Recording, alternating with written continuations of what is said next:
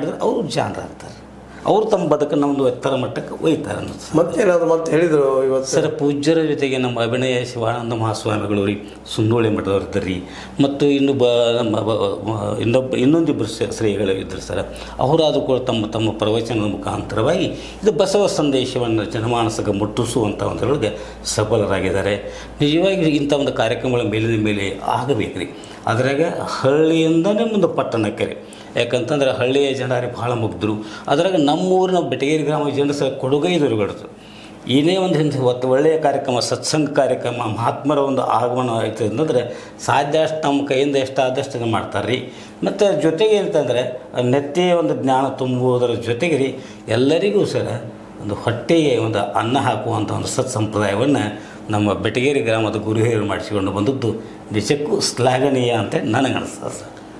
ಆದಮೇಲೆ ಇಲ್ಲಿವರೆಗೆ ನಮ್ಮ ಮಿತ್ರರಾದಂತಹ ವಿಶ್ವಚಂದ್ರ ಬೆಟಗೇರಿಯವರು ತಮ್ಮೂರು ಬೆಟಗೇರಿಯಲ್ಲಿ ನಡೆದ ಅಭಿನವ ಗವಿ ಸಿದ್ದೇಶ್ವರ ಮಹಾಸ್ವಾಮಿಗಳ ಒಂದು ಪ್ರವಚನ ಅನ್ರಿ ಅಥವಾ ಹಿತಬೋಧನೆ ಅನ್ರಿ, ಬದುಕು ನಿರ್ಮಿಸುವ ಮಾತುಗಳಂತ ಹೇಳ್ರಿ, ಅವುಗಳನ್ನೆಲ್ಲ ನಿಮ್ಮ ಮುಂದೆ ಹಂಚಿಕೊಂಡಿದ್ದಾರೆ.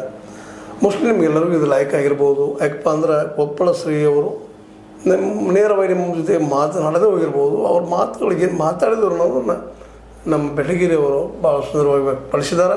ಅದು ನಿಮಗೆ ಮನವರಿಕೆ ಆಗಿರ್ಬೋದು ಅಂತ ತಿಳ್ಕೊಂಡಿದ್ರಿ.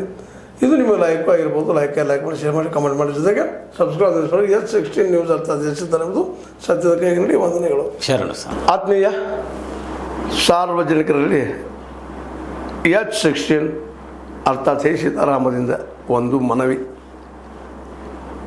ಈ ಸಂಸ್ಥೆ ಭ್ರಷ್ಟಾಚಾರ, ಅನ್ಯಾಯ, ಅತ್ಯಾಚಾರಗಳಿಂದ ನೊಂದವರ ವೇದಿಕೆ.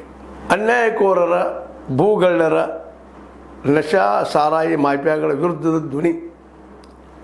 ರೈತರ, ಕೂಲಿಕಾರ, ಕಾರ್ಮಿಕರ, ಬಿದ್ದ ಸಮುದಾಯ ಜನರ ಧ್ವನಿ. ಬೆಂಬಲವಾಗಿ ನಿಂತು ತನುಮನ ಧನದ ಸಹಾಯಕ್ಕೆ ಸಾರ್ವಜನಿಕರಲ್ಲಿ ಕೋರಿಕೆ. ದಾನದ ಸಹಾಯ ನೀಡಿ ಸ್ವಾತಂತ್ರ್ಯ ಪತ್ರಿಕೋದ್ಯಮ ಉಳಿಸಿ ಬೆಳೆಸಿ. ವಂದನೆಗಳು.